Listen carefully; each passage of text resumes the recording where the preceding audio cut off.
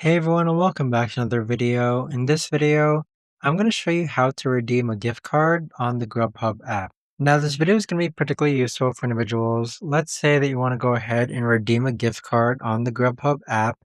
How do you actually go ahead about doing so? Now this video is going to be short, sweet, and simple guys. There's not going to be a lot of steps involved. Now in order to do this, what you're first going to do is log on to the Grubhub app. Next, click on Account on the bottom right hand corner, and then click on Gift Cards.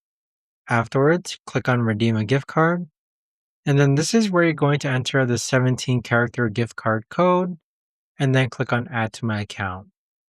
But there you have it guys, that right there is the best and easiest way that I know of to actually go ahead and redeem a gift card on the Grubhub app. If you guys know of a better or easier way to actually do this, let me know in the comments down below. I would love to know. Thanks so much for watching everyone, and I'll see you guys all in the next video.